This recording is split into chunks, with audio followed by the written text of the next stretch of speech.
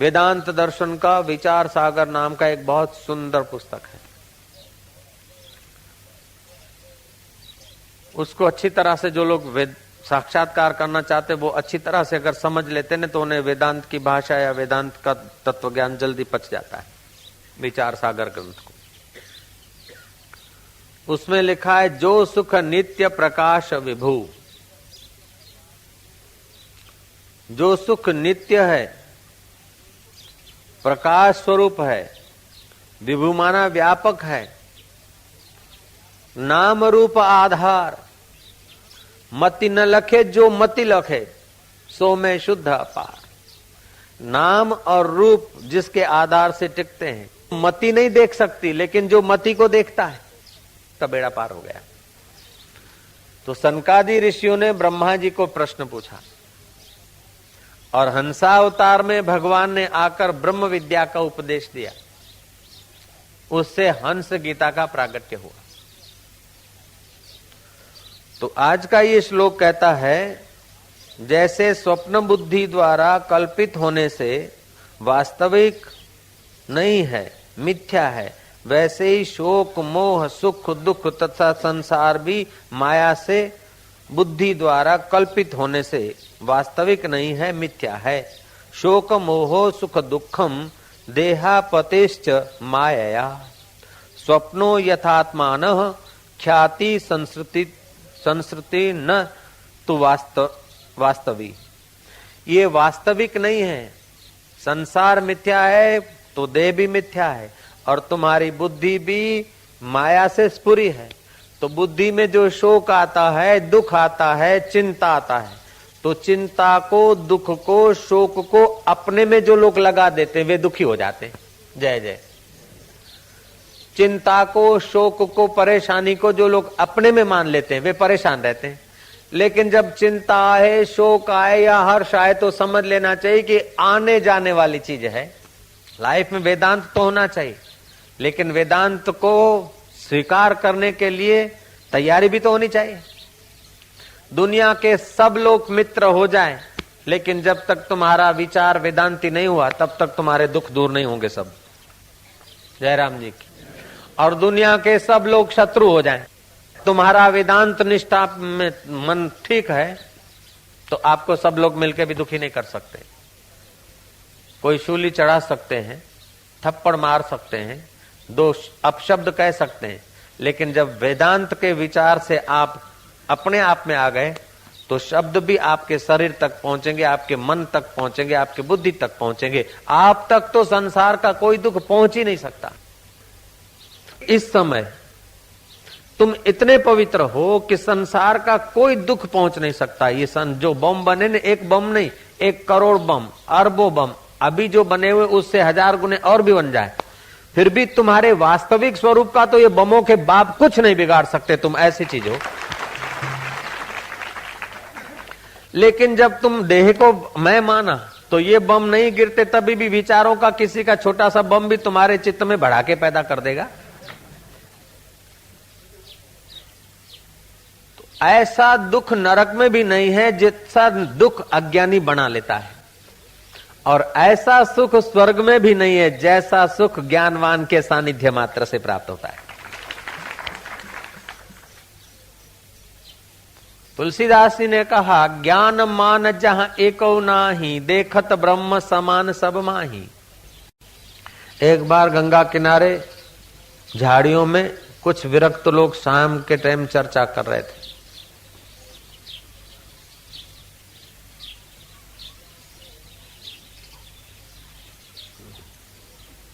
कि अंतरंग साधना किसको कहा जाता है और बहिरंग साधना किसको कहा जाता है।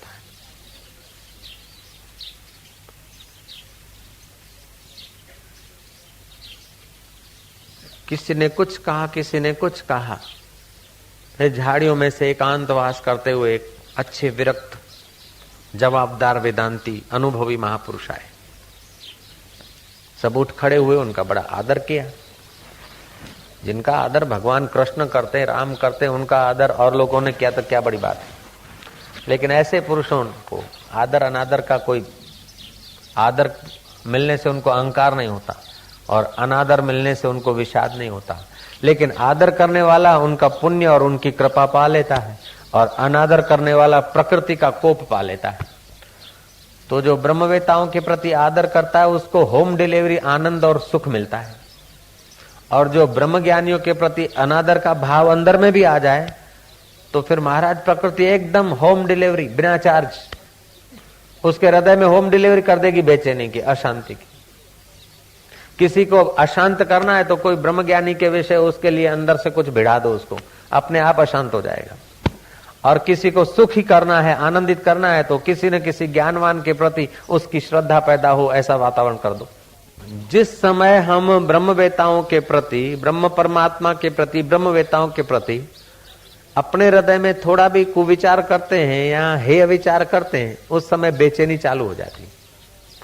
और जिस समय उनमें शंकाएं दिखती है, ऐसा वैसा होता है, हमारी बेचैनी और बुद्धि बैल मार जाती है।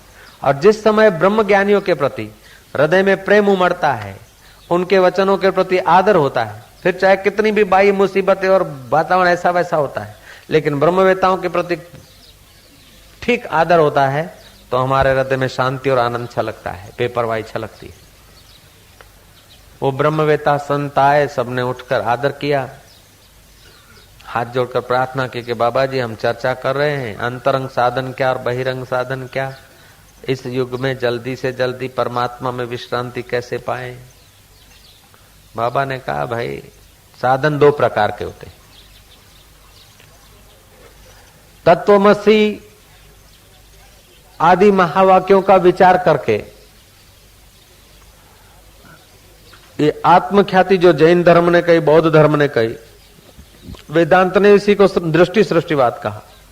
लेकिन जो आत्मज्ञान का तत्वमसी आदि महावाक्यों को, चार वेद के चार उपनिषद है, चार उपनिषद के चार महावाक्य हैं, तो तत्वमसी आदि अहम ब्रह्मास्मि, प्रज्ञानम ब्रह्म, अयम आत्मा ब्रह्म, ये चार वेदों के चार महाउपनिषदों के महावाक्य हैं, चार उपनिषदों के महावाक्य हैं चार। तो उनका विचार करते करते अपने आत्मा तत्व को जान लेना, ये अंतरंग साधन है, बिल्कुल नजीक के साधन है। परिग्रह न करना, झूठ न बोलना, अति आहार न करना, अति निद्रा न करना, अति बोलना नहीं, अति घूमना नहीं, और समय बचाकर अपना जप तपो होम हवन सूद सेवा पूजा करते करते अंतर्मुख होना, ये बाह्य साधन है। वो बाह्य साधन भी नहीं कर सके तो उससे ज्यादा बाह्य साधन है। गए तीर्थ में, देवालयों में, इधर गए उधर गए, निष्कामता रखी, वो भी देर सबेर आत्मा में ले आए। सकामता संसार को देने वाली है, और निष्काम भाव से किए हुए कर्म आदमी को अंदर ले जाते हैं। बाहर से लगता है कि सकामी को फायदा हुआ, खाने वाले को, लेने वाले को, और देने वाले को तो घाटा पड़ा, लेकिन भीतर से देने वाले को जगत नियता ऐसा देता है कि अपने आप को ही दे डालता है। कबीरा आप ठगाइयो और न ठगियो कोई, आप ठगे सुख उपजे और ठगे दुख होई। निष्काम कर्म वाला दूसरों को नहीं ठगेगा, अपना ही बल, अपनी बुद्धि, अपना अकल, अपना धन, अपनी वस्तु दूसरे के काम आ जाए। उसका मतलब नहीं कि अपना रुपया पैसा दूसरा जाके फिल्म देखे, अपने को बुद्धू बना के दूसरा उसका उपयोग कर दे, नहीं। ईश्वर के रास्ते जाने वालों के काम में अपना बुद्धि, अपना अकल, अपनी वस्तुएं आ जाए, ऐसा निष्काम कर्म करने वाले लोग सोचते हैं। तो निष्काम कर्म से बुद्धि शुद्ध होती है, और शुद्ध बुद्धि परब्रह्म परमात्मा में ठहरती है। गीता के दूसरे अध्याय में, 14वें अध्याय में ज्ञानी के लक्षण बताए। स्थिति प्रज्ञ से का भाषा समाधिस्तस्य केशवः, वो स्थिति प्रज्ञ जिनकी प्रज्ञा से राग द्वेष मोह निकल गया है।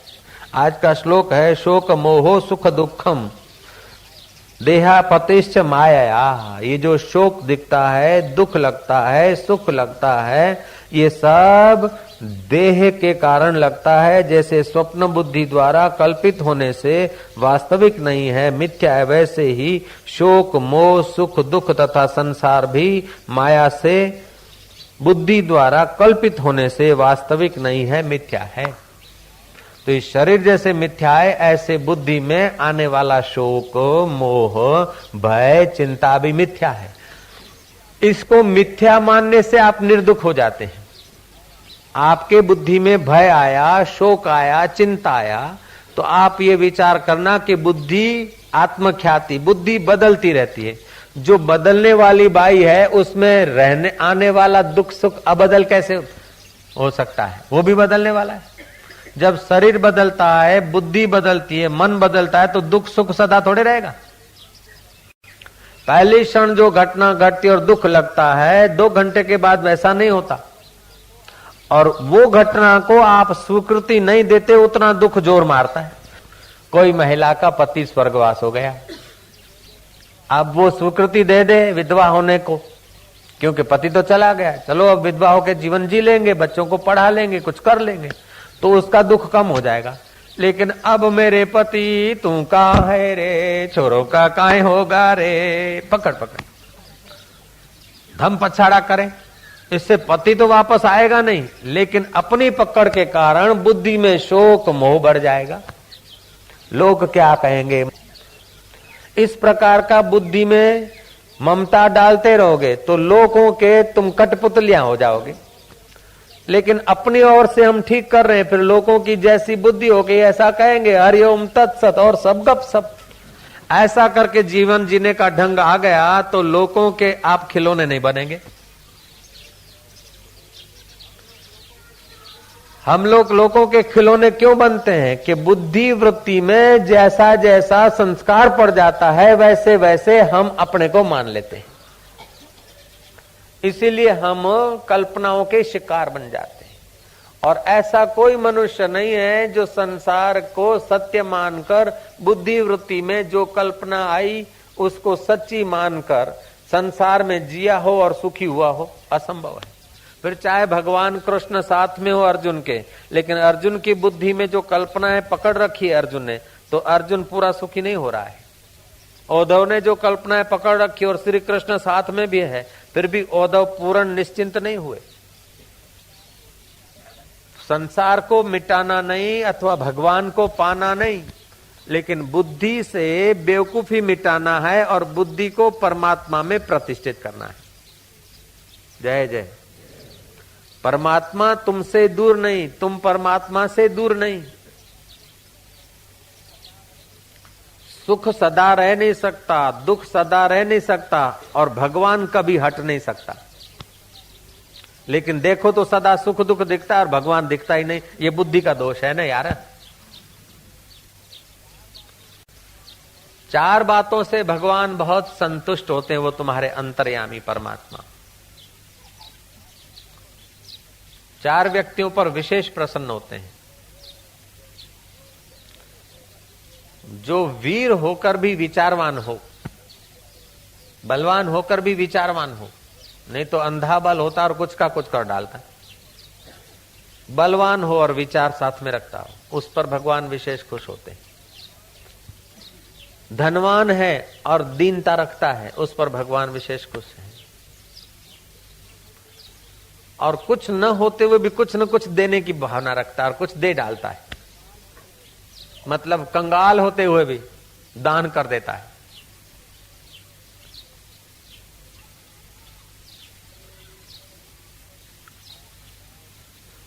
और महाराज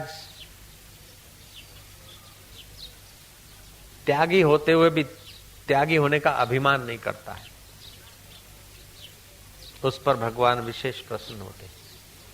क्योंकि त्याग भी बुद्धिवृत्ति का काम है, दान भी बुद्धिवृत्ति का काम है, वीरता भी बुद्धिवृत्ति का काम है।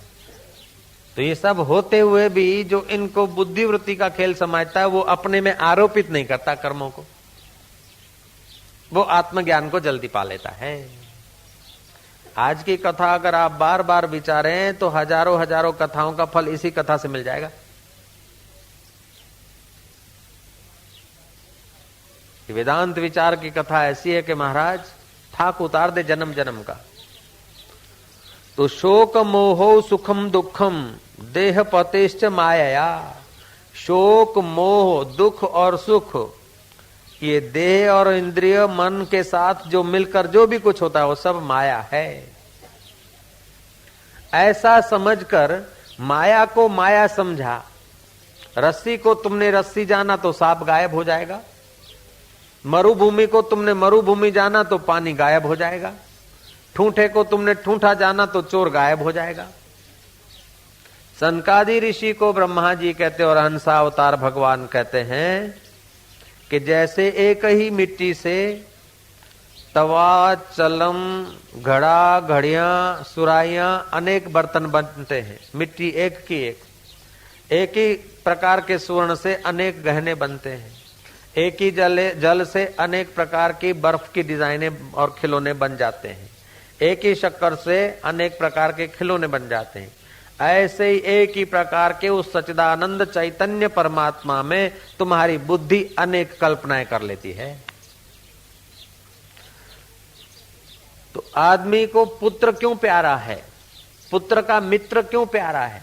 कि पुत्र के नाते पुत्र का मित्र प्यारा है, पुत्र के मित्र से पुत्र प्यारा है, और पुत्र से भी अपना शरीर प्यारा है, और शरीर से भी अपनी इंद्रियां प्यारी है, और अपनी बाहिर इंद्रियों से भी अंतर इंद्रियां प्यारी है। जितना आपके नजीक जो चीज है वो उतनी ज्यादा प्यारी है। पुत्र के मित्र से पुत्र नजीक है, और पुत्र से तुम्हारा देह नजीक है, और देह से तुम्हारी इंद्रियां नजीक है, और इंद्रियों से तुम्हारी अंतर इंद्रियां नजीक है। और इसलिए तो तुम्हारे सिर पर कोई चोट करता है तो तुम तुरंत हाथ की बलि दे देते हो, लेकिन सिर को बचा देते हो, क्योंकि मनोवृत्ति, बुद्धि वृत्ति यही रहती है। कि तो इनसे भी प्राण प्यारे हैं, लेकिन उस प्यारे के मुलाकात में अगर प्राण भी साथ नहीं देते और आदमी बेचैन होता है, अशांत होता है, तो प्राणों को भी त्याग देता, आपघात कर लेता, लेकिन प्यार का आपघात नहीं करता, सुख का आपघात नहीं करता है। देह का आपघात कर लेता है, लेकिन अपने सुख स्वरूप का वो घात नहीं कर सकता। क्यों? अपना आत्मा सबको प्यारा है, अपना आपा प्यारा है। लेकिन बेवकूफी के कारण लोग आपघात कर लेते हैं। आपघात करने से सुखी होना चाहते हैं, आपघात करने से सुख नहीं होता हो तो प्रेत होकर भटकते हैं। अहम घात करना चाहिए, अहम में ही पकड़े हैं। तो जिसमें तुम्हारी आसक्ति होती है वो तुम्हारे से हटा दिया जाए, और जो तुम्हें नहीं चाहिए वो मिले, तो समझ लेना कि भगवान की और गुरु की कृपा हो रही। उड़िया बाबा के पास शिष्य साधना करते थे, एक शिष्य का ध्यान लग जाता था, आंख मूंद के बैठे रहते, लात मार के जगा दिया, बेवकूफ कहीं का, आंख बंद करके बैठा, तेरा भगवान भाग जाता है खोलने से, आंख खोलने से, चल उठ, कई काम कर, आश्रम में सेवा कर, हल चला।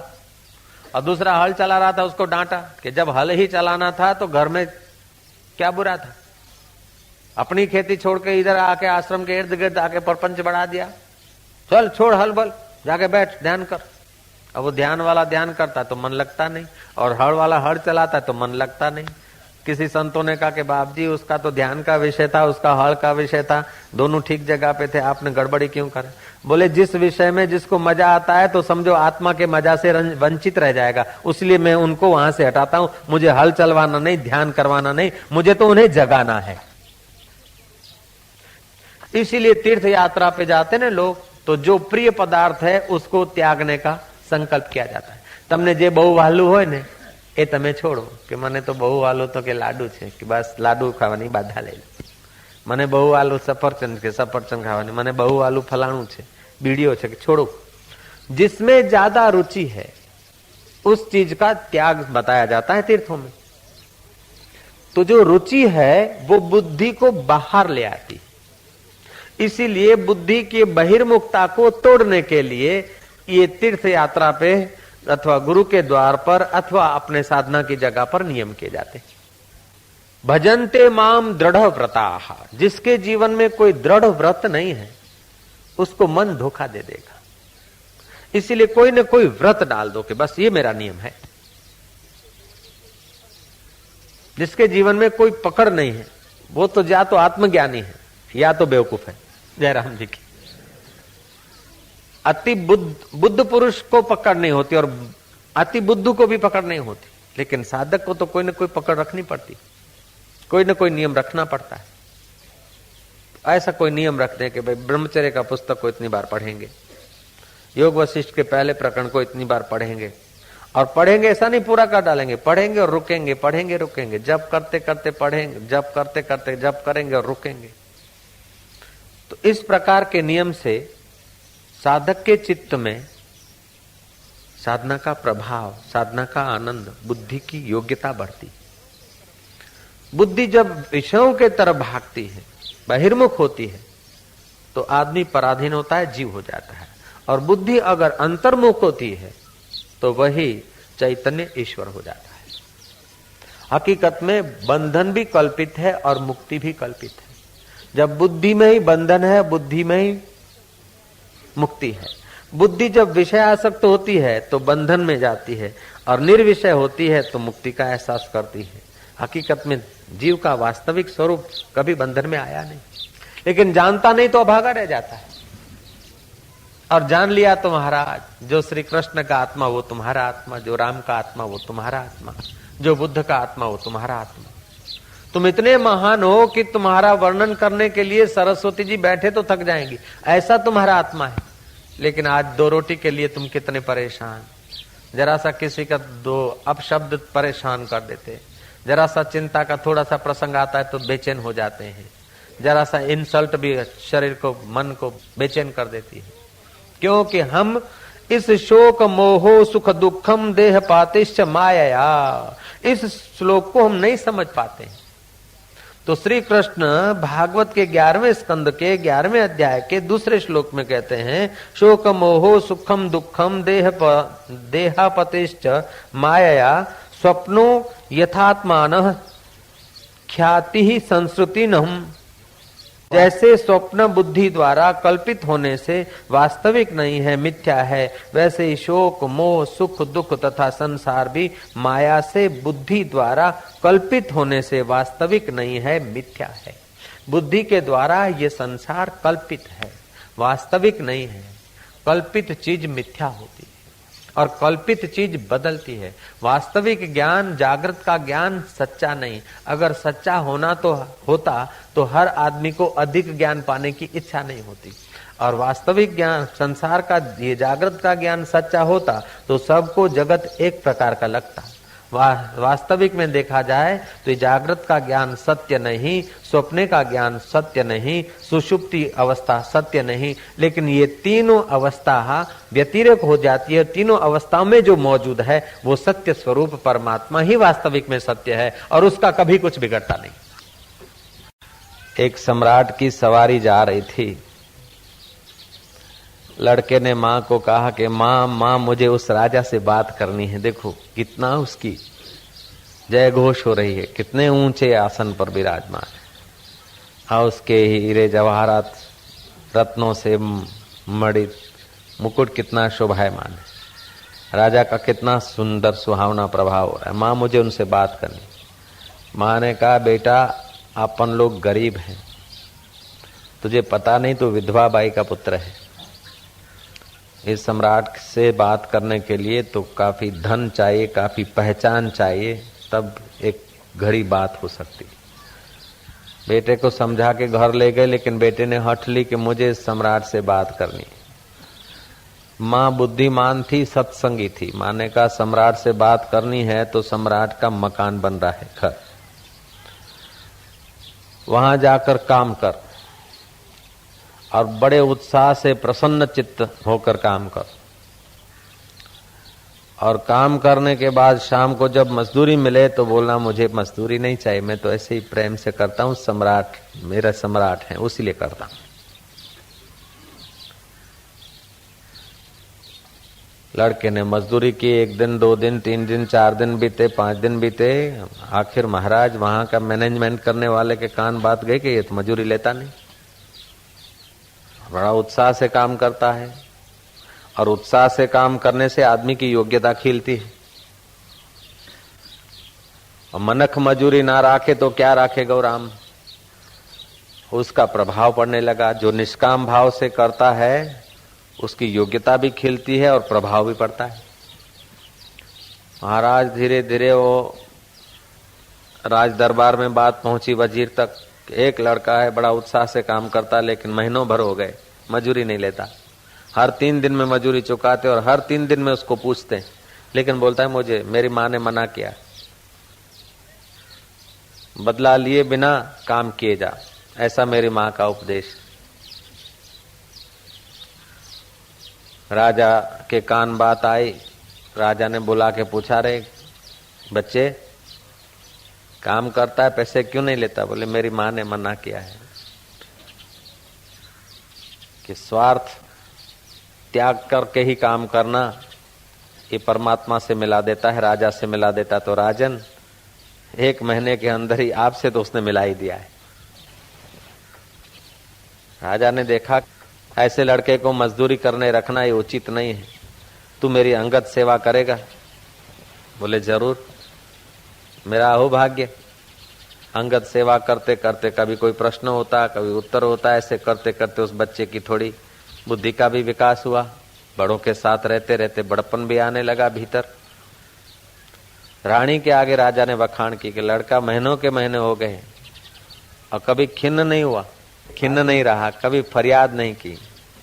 जो मंजिल चलते हैं वे शिकवा नहीं किया करते, और जो शिकवा किया करते वे अभागे पहुंचा नहीं करते। तो महाराज रानी को कहा कि उस पवित्र हृदय बच्चे को अगर तुम चाहो तो अंतःपुर में रखो। अंतःपुर में बच्चे को रहने को मिला। और रानी का हृदय तो मातृवत था। लड़का बड़े उत्साह से सेवा कर देता था। और महीना बीता, 15 दिन बीते, महीना बीता, 2 महीना बीता, लेकिन लेने की बात नहीं। तो धीरे धीरे तिजोरियां की चाबियां उनको दे दी। विश्वास हो गया, जो त्यागी है उसको तिजोरियां की चाबी मिलती। उनको संतान नहीं था। पति पत्नी ने बात करा कि ऐसा बुद्धिमान और कोई भोग वासना अथवा अहंकार की गंध नहीं आती, ऐसा पवित्र लड़का मिला है, इसको क्यों न दत्तक ले ले। दोनों ने मिलकर बच्चे से पूछा कि तू हमारा बेटा हो जाएगा? बोले आप ही का बेटा हूं, मुझे कोई नाराजी नहीं है, मैं तो अपना भाग्य समझूंगा। महाराज लड़के को अपना दत्तक बेटा स्वीकार कर लिया। उत्सव किया गया। राज में सवारी निकली तो राजा के साथ राजकुमार होकर निकला। महाराज राजकुमार ने होकर निकला तो जब भीड़ इकट्ठी हुई दर्शन करने के लिए तो उसकी माँ भी खड़ी थी। लड़का राजा को बोलता है कि पिताजी इजाजत दीजिए, मेरी असली माँ के चरणों में प्रणाम करके आऊं। दत्तक माँ को तो मेरा प्रणाम है जिसने दत्तक लिया है, लेकिन जिसने आप जैसे पिता और दत्तक माँ जैसी माँ दिलाई, ऐसी माँ के चरणों में मैं प्रणाम करके आऊं। राजा खुश हुआ, माँ के चरणों में जाकर प्रणाम किया। बोले बेटा, इस राजा के साथ 2 मिनट बात नहीं कर सकता था, अब इसकी गादी पे बैठा, इसकी बराबरी में क्या बात? बोले माँ बात क्या है, ये तेरा ही किमिया आजमाया है कि बिना स्वार्थ के काम करना, तो राजा के साथ मिल गए। माँ ने कहा बेटा, ये तो मैंने निस्वार्थ काम करने से राजा के साथ मिला है, लेकिन राजाओं को भी पल भर में उठा और बिठा दे, ऐसे राजाओं का राजा जो परब्रह्म परमात्मा है उसके साथ भी ये निष्कामता मिला देती थी। तो सच्चा सुख कहाँ है इसका पता नहीं, और साधन गलत है उसलिए आदमी दुखी रहता है। नहीं तो जो आदमी जहां है वहां अगर उत्साह से अपना कर्तव्य कर्म करे और बदला तुच्छ बदला न चाहे, आजीविका जो मिलती है ठीक है, यश बड़ाई वाहवाही न चाहे और सेवा करता जाए, तो उसका अंतःकरण शुद्ध होकर उन राजाओं के साथ बैठना तो कोई बड़ी बात नहीं है, लेकिन उन राजाओं पर मीठी निगाह डाल दो तो राजाओं भी निहाल हो जाए, ऐसे परमात्मा के साथ बैठने का अधिकार मानव मात्र का है।